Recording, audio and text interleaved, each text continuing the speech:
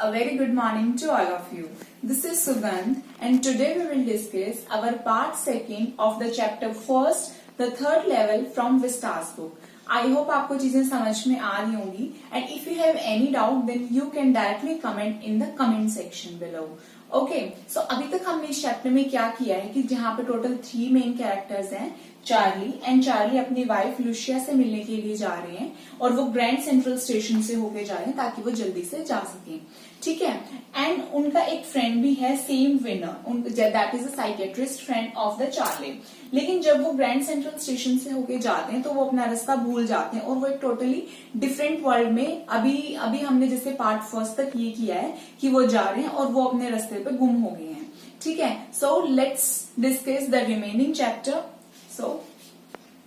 सो जो चार्ली हैं वो ये बोल रहे हैं कि जैसे जो ग्रैंड सेंट्रल स्टेशन है वो ऐसे लग रहा है कि वो एक पेड़ की तरह ग्रो कर रखा है। ये जो हमारा इतना बड़ा जो हमारा साइड में ट्री है ये एक उसका फिगर दे रखा है एनसीईआरटी बुक के अंदर कि जो ग्रैंड सेंट्रल स्टेशन है वो उसी तरह से ग्रो कर रहा है जैसे कि एक ट्री ग्रो करता है, ऊपर से भी और नीचे से भी।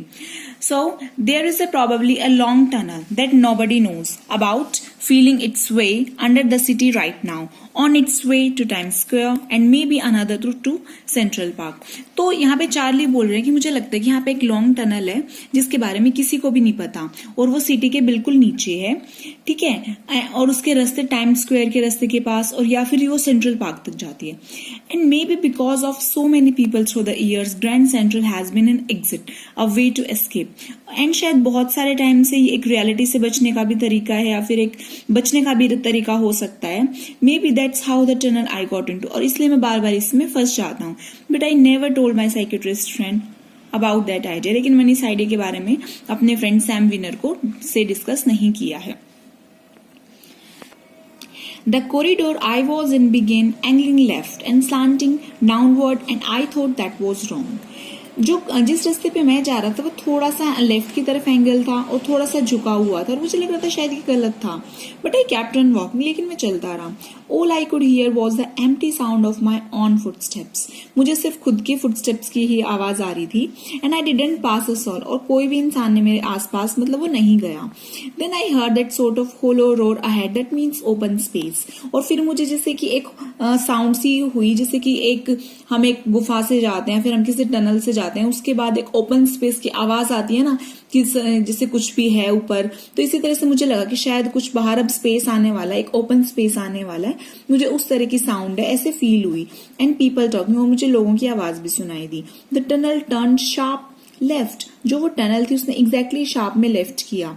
आई went down a short flight of stairs and came out on the third level at Grand Central station, और मैं ग्रैंड सेंट्रल स्टेशन के थर्ड लेवल पे पहुंच गया। For just a moment, I thought I was back on the second level, but I saw the room was smaller. There was fewer ticket windows and train gates, and the information booth in the center was wood and old looking. Starting में मुझे लगा शायद ये second level पे ही है जहाँ पे मैं यूजुअली जाता हूँ हर बार, लेकिन उसके बाद मैंने देखा कि सेकेंड लेवल नहीं है, ये एक थर्ड लेवल है जहाँ पे टोटली मतलब टिकट विंडोज भी कम है, ट्रेन गेट्स भी कम है, इंफॉर्मेशन बूथ का जो सेंटर है वो वुड से बना हुआ है और वो ऐसे लग रहा है कि वो जैसे पुराना है। And the man in the booth for a green eyeshade and long black sleeve protectors, and जो बूथ पे जो मैन था उसने ग्रीन कलर के आई शेड डाले हुए थे। आई शेड मीन्स सन ग्लासेस, जैसे जो धूप से हम जैसे रोशनी से बचने के लिए डालते हैं फिर हम धूप में डालते हैं वो। And the long black sleeve protectors, and जैसे हम ड्राइविंग करते हैं, सपोज हम बाइक ड्राइव कर रहे हैं, हम स्कूटी ड्राइव कर रहे हैं, तो जैसे गर्ल्स भी डालती हैं अपने ताकि उनके मतलब टैन ना हो उनके हैंड्स, उन्हें बोलते हैं स्लीव प्रोटेक्टर्स। तो उन्होंने ब्लैक कलर के स्लीव प्रोटेक्टर्स डाले हुए थे। The light were dim and sort of flickering, जो लाइट थी वो भी डिम थी और वो फ्लिकर कर रही थी। फ्लिकर मतलब to keep going on and off, बार बार वो चस रही थी, बुझ रही थी, इस तरह से वो बार बार फ्लिकर कर रही थी। Then I saw why they were open flame gas lights, और उसके बाद मैंने देखा कि वहां पे ओपन फ्लेम गैस लाइट्स भी थी। ओपन फ्लेम गैस लाइट्स क्या होता है, जैसे पुराने टाइम के अंदर क्या होता है जैसे दिए जला के लोग एक लैंप लगा देते थे, तो यानी कि जो ओपनली उसके अंदर हम कुछ भी रोशनी वगैरह डाल के उसको अंदर रखे, तो इस तरह से वो पुराने टाइम की ओपन फ्लेम गैस लाइट्स भी थी जो कि गैस से चला करती थी। There was a brass pitons on the floor, and across the station, a glint of light caught my eye. A man was pulling a gold watch from his vest pocket. वहां पे एक brass स्पीटॉन्स था on the floor.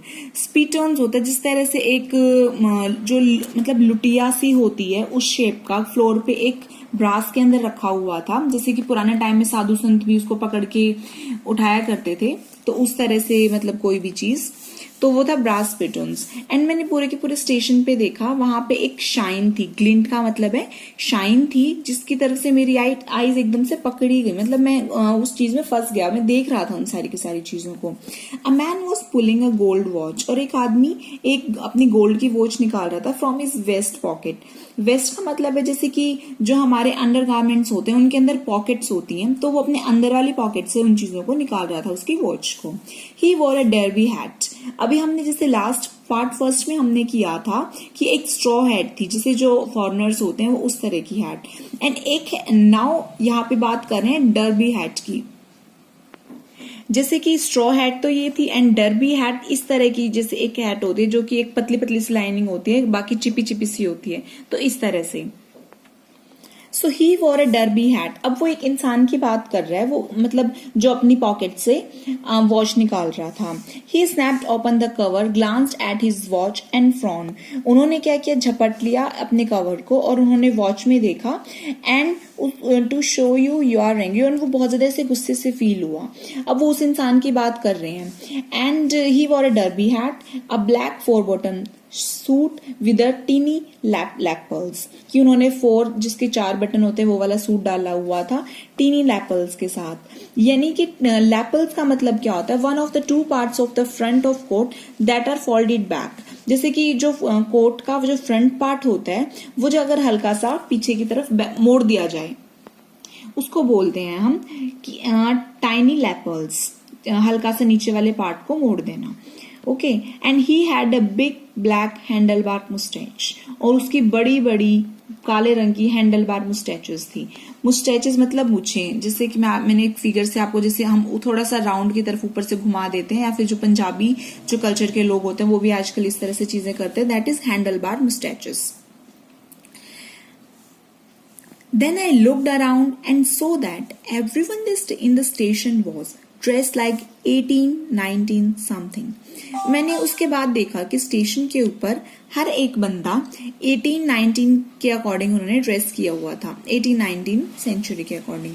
I never saw so many beards, sideburns and fancy mustaches in my life. और मैंने कभी भी नहीं देखा था इतनी सारी जैसे दाढ़ी को, साइड बर्न्स को. साइड बर्न्स होता है जैसे कि पहले वाले टाइम के अंदर साइंटिस्ट वगैरह होते थे तो उनके साइड में बहुत सारे जो हेयर्स होते थे उसको बोलते हैं साइड बर्न्स. जैसे कि यहाँ पे जो ये मैन है इनका पूरा का पूरा जैसे साइड वाले बहुत सारे हेयर्स हैं, इनको बोलते हैं side Burns.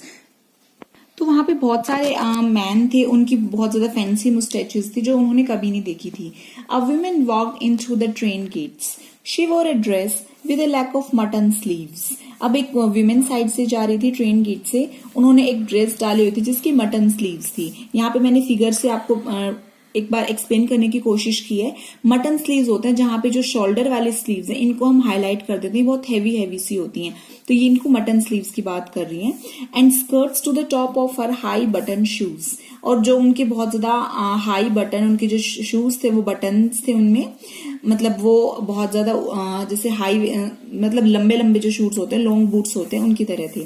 Back of her out on the tracks I got a glimpse of locomotive. And उसके बाद पीछे ट्रैक्स के ऊपर मैंने देखा कि वहां पे एक लोकोमोटिव है. लोकोमोटिव का मतलब होता है जैसे एक जो ट्रेन होती है या फिर जैसे जो मालगाड़ी होती है, जैसे जो पुराने टाइम के अंदर जो ट्रेन्स होती थी, तो जो पुराने टाइम के इंजन्स होते थे, ट्रेन्स होती थी, तो इस तरह से हम इनको बोलते हैं लोकोमोटिव. तो उन्होंने स्टेशन पे ये चीज देखी. A very small carrier and Eve's locomotive with a funnel shaped stack. And then I knew. And उसका जैसे छोटा सा करियर था, एंड उसके बाद ईव लोकोमोटिव था, वहां पे एक फनल की शेप का, जैसे जो वेसल होता है उसकी शेप का. और मुझे पता है क्यों. To make sure, I walked over a newsboy and glanced at the stack of papers. मैंने थोड़ा सा जैसे पता लगाने के लिए तो मैंने एक न्यूज बॉय के पास गया, जैसे जो न्यूज़पेपर्स वाले होते हैं उनके पास, एंड मैंने बहुत सारे पेपर्स उधर देखे. It was the world and the world hasn't been publish of year. ये न्यूज़पेपर की पिक्चर भी साइड में दे रखी है कि उन्होंने देखा द वर्ल्ड न्यूज़पेपर था, और जो द वर्ल्ड न्यूज़पेपर था ये आज के टाइम में बिल्कुल भी पब्लिश नहीं होता था, जैसे चाले के टाइम में नहीं होता था, ये बहुत टाइम पहले पब्लिश होता था, और उन्होंने वही न्यूज़पेपर देखा. The lead story said something about President Cleveland, and जो इसकी प्रेजेंट स्टोरी थी, जिसके ऊपर फ्रंट पेज के ऊपर न्यूज थी, ये स्टोरी बता रही थी प्रेसिडेंट क्लेवलैंड के बारे में, यानी कि जो उस टाइम प्रेसिडेंट होते थे. I have been found that front pages since in the public library files, and it was printed June 11, 1894. और मैं बहुत ज्यादा हैरान हो गया कि मैं एक उस टाइम में हूँ जहाँ पे जून 11, 1894, यानी कि मैं एक टोटली डिफरेंट वर्ल्ड में हूँ. तो उन्हें ये सारी की सारी चीजें लिखी कि जैसे वो बहुत ज्यादा टाइम पुराने पहले वाले वर्ल्ड में चले गए हों.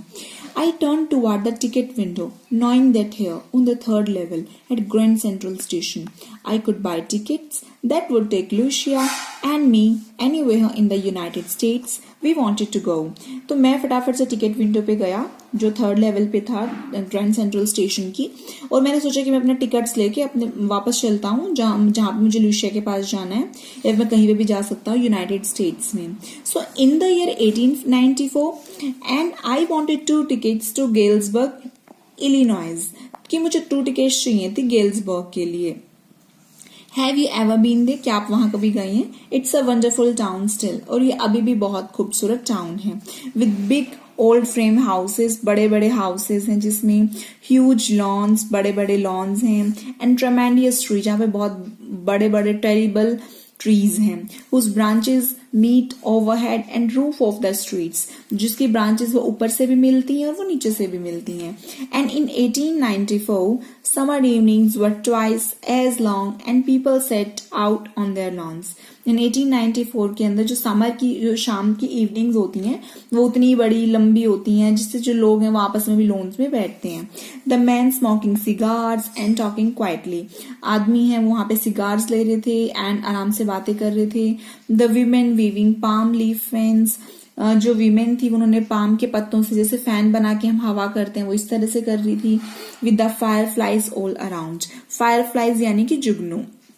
In a peaceful world, to be back there with the first world war still 20 years off, जहाँ पे कि जो फर्स्ट वर्ल्ड वॉर था वहां पे अभी करीबन 20 इयर्स हो गए थे, एंड वर्ल्ड वॉर सेकेंड और वो 40 years in the future, and world war second को होने में अभी टाइम था करीबन 40 years. I wanted 2 tickets for that, तो मुझे अपने करंट के लिए 2 tickets चाहिए थी.